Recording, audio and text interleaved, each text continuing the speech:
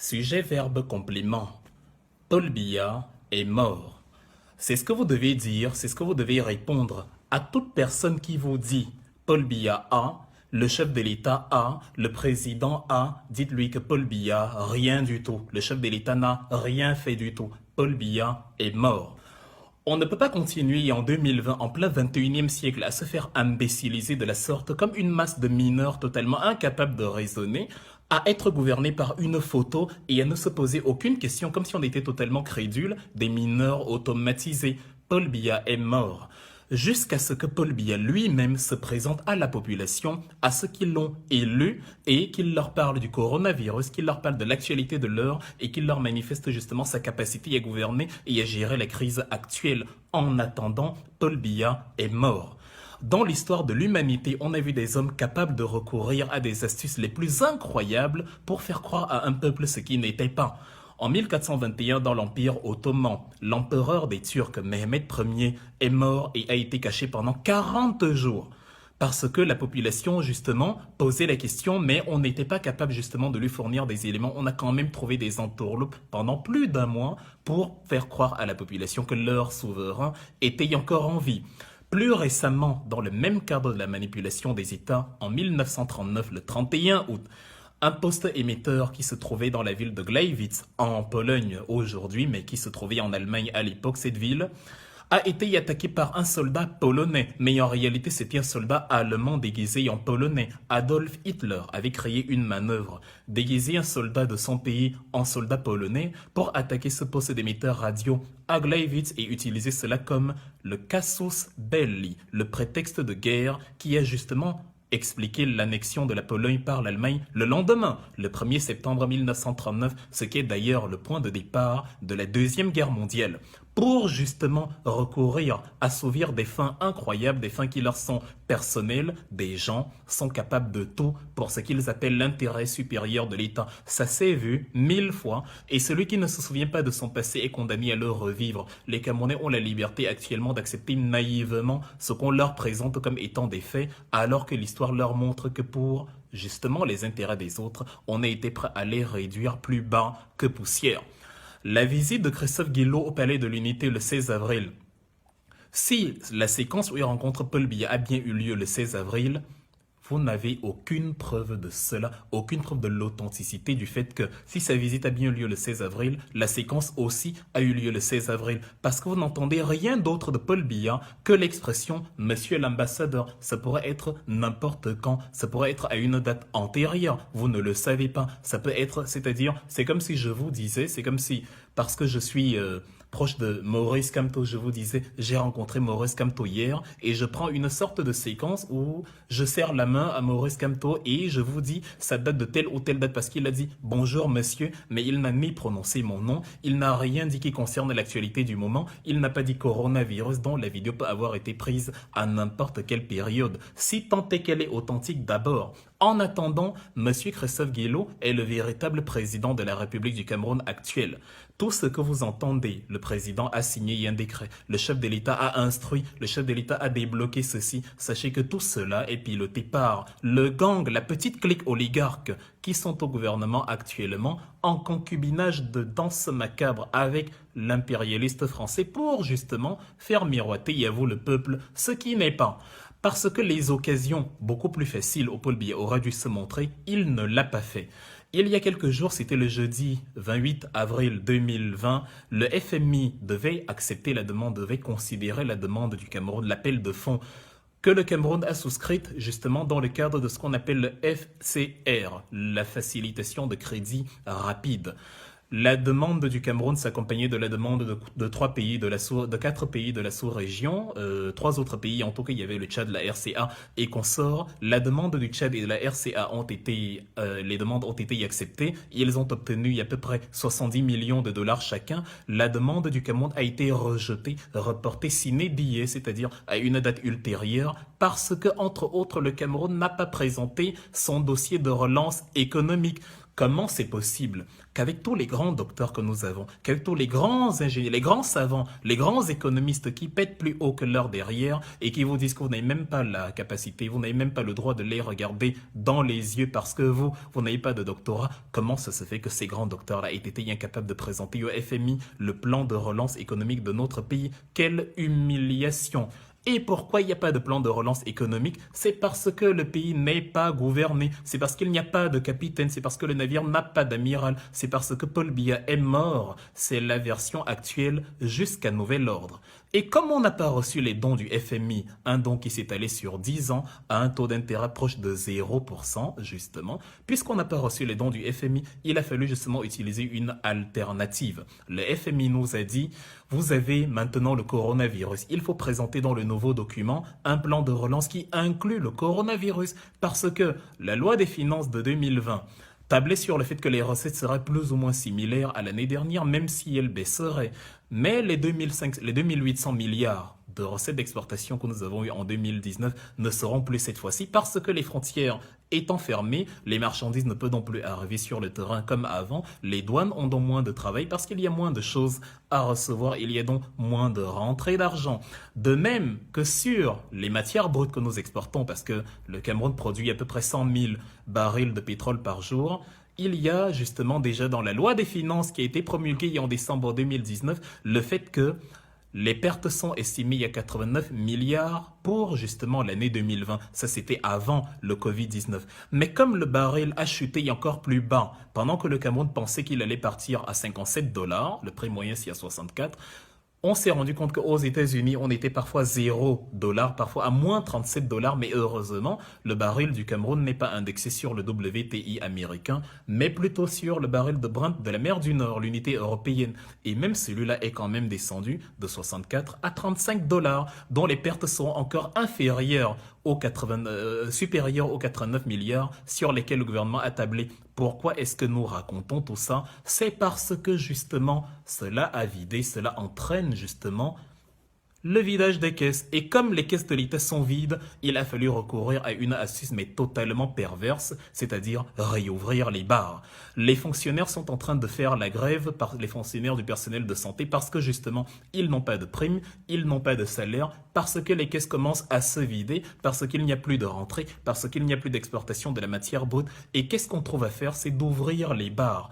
Paul Biya avait un moyen plus facile de régler le problème. Il se présentait lui-même au FMI pour discuter au plus haut sommet avec justement le Fonds monétaire international. Mais le FMI n'a pas eu d'interlocuteur. Ils n'ont pas vu Paul Biya et ne pouvons pas, en plus de ne pas avoir de plan de relance économique qu'ils demandaient, ne pouvons pas dialoguer avec de simples sous-fifres. Ils ont dit, bon, c'est reporté jusqu'à ce que vous nous présentiez un président, jusqu'à ce que vous nous présentiez quelqu'un qui dirige le pays et qui justement est garant de la relance économique du Cameroun. La solution était facile, il suffisait d'une vidéo, il suffisait de parler, de négocier avec ces gens-là. Mais il ne l'a pas fait, on a préféré la solution la plus compliquée, réouvrir les bars, alors que justement on avait fermé le défilé du 20 mai. On avait fermé la fête du travail, on avait aboli ces cérémonies à cause du coronavirus. Maintenant, on ouvre les bars malgré le coronavirus parce que, justement, il faut renflouer les caisses, il faut payer les fonctionnaires, il faut que le pays continue de tenir. Et comme le pays a été fondé sur l'alcoolisme, comme l'économie est basée sur les temples d'ivresse, évidemment, il faut rouvrir les bars parce que le groupe Castel l'a demandé.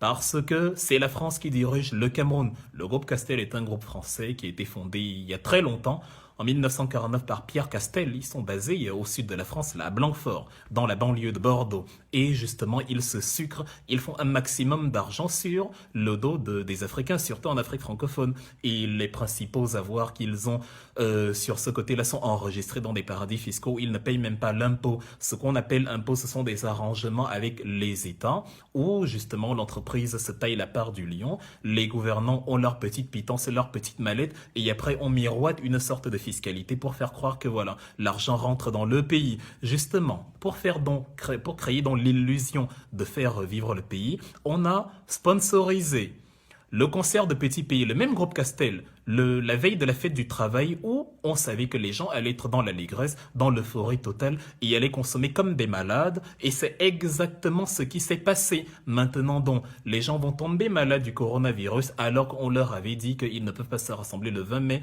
dans le cadre de quelque chose qui concerne la nation. Qu'est-ce qui est plus important, la bière ou l'appartenance patriotique, la reconnaissance de l'appartenance à la nation? Il faut être d'une stupidité intergalactique pour cautionner qu'on ait pu ouvrir des bars en contexte de coronavirus pendant que même des pays comme l'Allemagne, grands consommateurs d'alcool et qui sont plutôt sur la pente descendante, n'ont pas rouvert les bars. Le Cameroun est sur la pente ascendante, on ne sait pas encore quand on atteindra le pic, mais on rouvre les bars.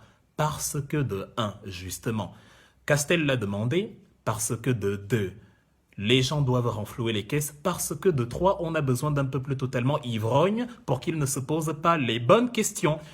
En 1839 jusqu'en 1942, les Chinois ont été obligés par les Britanniques à consommer la drogue qu'ils cultivaient en Inde, l'opium. C'était la première guerre de l'opium.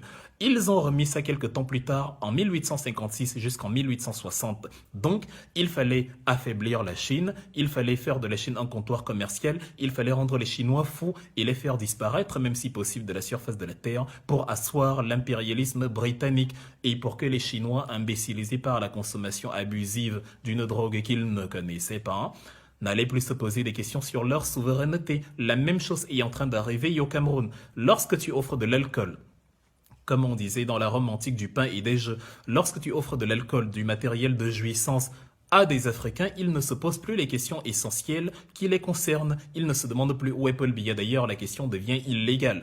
Il a sa jouissance, le ventre, le bave entre l'estomac, l'alcool, la bière, la beuverie, dont il ne pose plus la question. C'est un travail énorme, c'est un travail de sape. Dans la foulée, les 14 voitures que que l'OMS a offert au Cameroun, alors que le Cameroun a besoin d'ambulances et alors que le Cameroun ne manque pas de voitures du tout, entre dans une logique où, comme on a rouvert les bars pour endormir la population et en plus de cela les faire contacter en masse le coronavirus, les malades, la grande hécatombe qui nous attend demain où des gens vont commencer à mourir comme des petits asticots, la psychose qui sera créée par le fait que tout le monde ne voudra pas être malade, ne voudra pas être contaminé, va entraîner que des Camerounais vont eux-mêmes supplier que l'extérieur vienne avec n'importe quel remède pourvu que ça aide. Et quand donc le bon blanc va venir avec des vaccins, avec des tests pour justement prétendument les soulager de ça, ils vont accueillir à bras ouverts. La machine est en marche. La manœuvre est savamment orchestrée par le chef d'orchestre impérialiste, le cas échéant la France,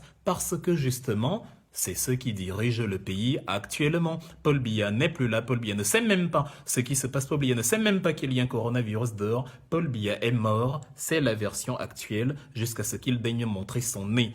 Joseph Betty Assomo, le 20 avril 2020, a signé un décret où il dit, a signé un document où il dit voici le thème, il a promulgué un document où il dit voici le thème de la fête du 20 mai, promulgué par le chef de l'État. 2 jours plus tard, Ferdinand Ngongo, le 22 avril, secrétaire général à la présidente de la République, dit le 20 mai est annulé. Tu sens le manque de coordination, tu sens le manque de communication, tu sens le manque de discipline entre les deux. C'est y aller dans tous les sens parce qu'on s'empresse à faire sortir des choses pour miroiter que celui qui ne vit plus ait encore envie, à voir comment il crie au dos de la population chaque fois qu'il y a un don, chaque fois qu'un ministre se retrouve quelque part en ville à scander le nom Paul Biya, on se rend compte que eux-mêmes ont besoin de chanter cela à tout moment pour se convaincre eux-mêmes que Paul Biya est encore en vie, puisque eux-mêmes ne savent pas du tout où Paul Biya se trouve, ni dans quel état il est. Conclusion, Paul Biya est mort, parce que c'est ça la mort. Partir, c'est mourir un peu. Celui que vous ne voyez pas, que vous n'entendez pas, qui ne fait pas signe de vie, dont vous ne voyez pas les actions, celui-là, il est mort. Et tout le monde peut maintenant prendre un papier vu que Ngongo et les autres ont la délégation de signature permanente. Ils peuvent donc signer n'importe quoi au nom de Paul Biya pour vous faire croire que le président a instruit quelque chose. Maintenant que vous voyez bien que ça va dans tous les sens, que les salaires ne sont pas payés, que des décisions vont totalement à contre-courant, vous ne pouvez trouver la logique dedans que par la conclusion, Paul Biya n'est plus. Quand on ferme, quand on ouvre les bars, après qu'on vous ait dit qu'il y a le Covid-19, et après qu'on ait aboli le défilé qui est plus important, cela n'a de logique que quand on dit c'est parce que comme Paul Biya est mort, comme Paul Biya est incapable de se lever, il ne pouvait pas se présenter le 20 mai au vu et au su de sa population. On aurait su qu'on n'a pas de président, qu'il n'y a plus de capitaine sur les navires et justement, on aurait convoqué la vacance à la présidence de la République. Tant que vous ne mettez pas comme conclusion Paul Biya est mort, tout cet imbroglio n'a pas de sens. Les pièces du puzzle ne se rassemblent que quand vous utilisez la conclusion Paul Biya est mort. Il y a quelques jours, le 30 avril, les dirigeants de l'Union africaine se sont réunis par vidéoconférence pour justement tabler sur les mesures de Covid-19, etc. Paul Biya était encore absent. Ali Bongo, le paralytique, Ali Bongo qui est presque à demi-mort, qui ne fonctionne que d'un côté, était quand même présent. Il a donné son avis, il a parlé. Paul Biya, dont on nous dit qu'il a été capable de se lever et de rencontrer Christophe Guillo à Etodi, a été incapable de faire quelque chose qui est beaucoup plus simple que la réception de l'ambassadeur, c'est-à-dire rester chez lui. On enclenchait juste une vidéo, il parle, il n'avait rien à faire. Pourquoi il ne l'a pas fait? Mais simplement parce qu'il est mort. C'est ça la réalité camerounaise actuellement. Et c'est libre à chaque peuple d'accepter de vivre encore comme dans l'Antiquité, de refuser de questionner les véritables enjeux. Vous dites que vous avez voté pour quelqu'un, mais vous oubliez que vous êtes dans une république et que comme vous avez voté pour quelqu'un, justement, il a des comptes à vous rendre. Vous êtes son employeur, il est votre serviteur. Vous avez voté pour lui. C'est parce que vous avez voté pour lui qu'il jouit de ce luxe qu'il a aujourd'hui. L'argent, c'est l'argent du contribuable que vous payez de vos impôts. Donc, il a des comptes absolus à vous rendre sur l'utilisation des fonds,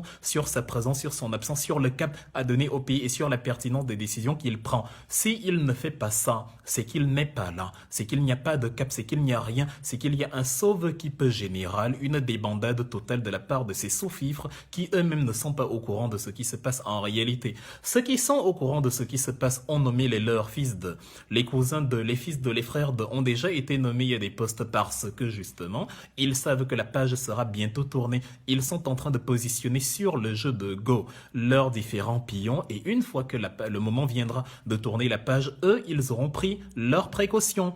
Voilà, la naïveté maintenant du bas peuple qui continue parce qu'on leur a déjà signé tel document et que c'est Paul Biya est justement ce qui conduit les peuples à continuer de se faire instrumentaliser. Où est le président Paul Biya? Vous dites qu'il est le président, alors posez la question. Si vous n'arrivez pas à le voir depuis 50 jours, 60 jours, 2 mois, alors qu'on est en pleine crise sanitaire, c'est simplement parce que vous ne pouvez pas le voir. C'est simplement parce qu'il ne peut pas se montrer. C'est simplement parce qu'il n'est pas là.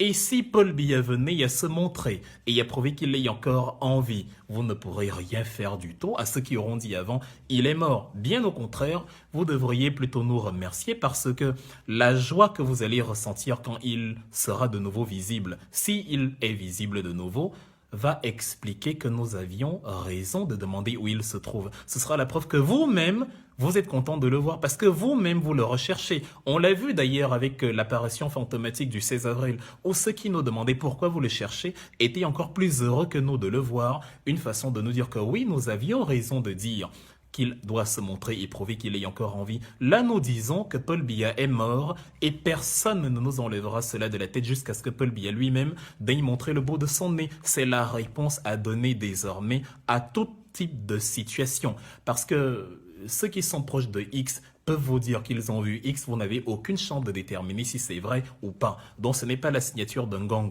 ce n'est pas les dons de carton, de savon, de machin, alors que les caisses sont vides et que les gens réclament le salaire. Ce n'est pas des dons de 1 milliard des fonds de solidarité dont on ne voit pas du tout l'application sur le terrain qui vont nous faire oublier que le capitaine Alpha ne s'est pas montré depuis Mathusalem, depuis le début de cette crise. Paul Biya n'a pas parlé à son premier ministre, n'a pas parlé à son ministre de la Santé qui sont plus impliqués dedans qu'un ambassadeur étranger. C'est une hérésie, c'est une absurdité, mais totale.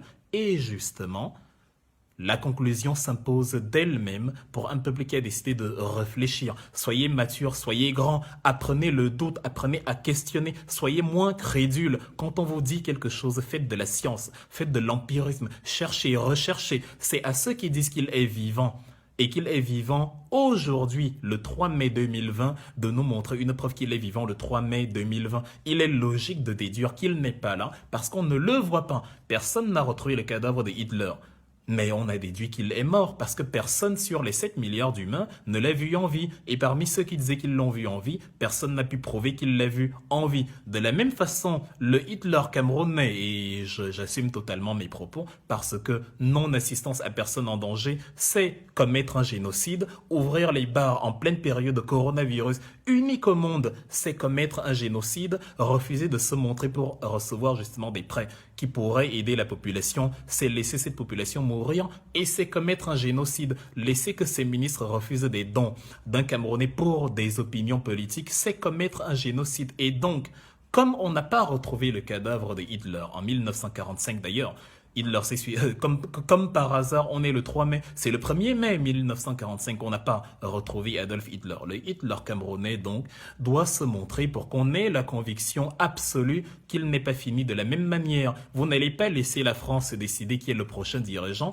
vous n'allez pas laisser la France continuer à partager justement les responsabilités et à partager et à se tailler la part du lion sur votre propre territoire, comme les Allemands à la conférence de Berlin en 1885 parce que le nègre est en train de danser. Réfléchissez, arrêtez de danser, marquez un temps d'arrêt, posez-vous la question, posez-vous les bonnes questions, dérangez, gênez, troublez, apprenez à créer le désordre, apprenez à semer justement le doute dans l'esprit des gens autour de vous, apprenez à douter vous-même, apprenez à arrêter de croire naïvement à ce qu'on vous montre, apprenez à questionner votre destinée de demain. Ne faites pas hériter à vos enfants de la même république totalement lobotomisée, totalement manipulé, totalement piétiné, totalement écrasé, totalement ensorcelé, totalement ivronisé, totalement imbécilisé que celle dont nous avons hérité de la génération qui nous a précédés. La liberté s'arrache, le respect s'arrache aussi. Il découle du charisme et de la capacité d'interrogation et d'analyse des gens qui sont en face. Quand ceux qui vous écrasent se rendent compte que vous ne questionnez rien, que vous ne demandez rien, qu'il suffit qu'on vous ouvre les bars, même en pleine maladie, et vous êtes content, quand ils remarquent cela, c'est du pain béni pour eux. Vous êtes le meilleur peuple au monde. Vous êtes endormi, vous êtes soumis, vous êtes totalement manipulable. C'est ça, le motonisme. Et on est en plein dedans. La visite de Christophe Guilou du 16 avril intervient pile poil au moment où Maurice Kamto décide de convoquer la vacance à la présidente de la République et au moment où les voix s'élèvent de plus en plus pour demander où est Paul Biya. Devant la grogne sociale, il fallait rafistoler quelque chose, il fallait créer quelque chose qui allait sembler crédible. Même si ça ne dure pas longtemps, il fallait qu'on voit l'ombre de Paul Biya, ça calmerait les gens puisqu'on est une population de crédules. Tout le monde dirait le voilà, il est en vie et voilà. On tablait sur le fait que bon, on pouvait encore se donner une marge d'1 mois, de 2 mois à créer encore un autre scénario. En attendant, la population serait calme. Mais il faut refuser cela. Il faut leur dire qu'ils se sont trompés dans leurs calculs. Il faut leur dire que la version officielle maintenant au Cameroun, c'est que Paul Biya est mort. Si on me pose la question en France, je dis Paul Biya est mort. On me pose la question en Allemagne, je dis Paul Biya est mort. Si on me demande est-ce que tu as les preuves qu'il est mort, je demande je n'ai pas les preuves qu'il est en vie. Donc il est mort parce qu'en situation de crise, sur les 7,5 milliards d'humains, aucun ne peut te dire que son président en temps de coronavirus, aucun humain, aucun pays ne va te dire que le président en ces temps de coronavirus a brillé par son absence. Même Kim Jong-un qui avait disparu pour 3 semaines, déjà ce n'est pas la première fois, comme Paul Biya il est souvent absent, mais lui on sait pourquoi il est absent, on sait qu'il se fait soigner, on sait qu'il a pris du poids, on sait qu'il fume beaucoup, on sait qu'il a des problèmes respiratoires, on sait qu'il était en traitement et après il est réapparu. Pourquoi le président de la République du Cameroun, qui a été prêt à tirer sur des femmes pour garder son poste de président, n'est pas prêt à supporter justement les exigences et à porter sur ses épaules les exigences de ce pouvoir-là? C'est simplement parce qu'il n'est plus, parce qu'il ne peut plus supporter et assumer sa responsabilité. Donc ceux qui disent qu'il est en vie, qu'il nous l'emmène, qu'il parle, qu'il s'exprime, qu'il dise coronavirus, qu'il dise avril-mai 2020, qu'on ait la preuve qu'il est en train de parler d'aujourd'hui, ou mieux qu'il se présente simplement au milieu de sa population, dans une ville ou sur le perron de son palais à Etoudi, et au moins on saura qu'il n'y a pas vacances à la tête de l'État parce que le tohu-bohu, le désordre qui règne actuellement, c'est parce que le navire a un gouvernail cassé, c'est parce que le navire est gouverné à distance, c'est parce que le navire est gouverné par une clique de gens qui se positionnent en attendant leur tour vu que l'animal alpha n'est plus dedans. Ne me parlez donc plus de Paul Biya, ou ne laissez plus qu'on vous parle de Paul Biya. Si on vous dit Paul Biya, vous dites ne me parlez pas des cadavres, j'attends de le voir en vie avant de recommencer à parler d'un Paul Biya qui aurait fait ci ou ça, qui aura signé ci ou ça. Mais tant que je ne l'ai pas vu, je suis Thomas, je suis cartésien, je suis dubitatif. Et justement, comme je suis dubitatif, je ne prends que la déduction unique que l'observation m'autorise à savoir, il n'y a plus de président au Cameroun. La naïveté, c'est un choix. La crédulité, c'est un choix. Il est temps de faire l'inverse. Sinon, ce qui s'est passé dans l'Antiquité, ce qui s'est passé au Moyen-Âge, ce qui s'est passé en Turquie en 1421, ce qui s'est passé à Gleiwitz en Allemagne, aujourd'hui la Pologne, en 1939, est ce qui se passera au Cameroun encore aujourd'hui.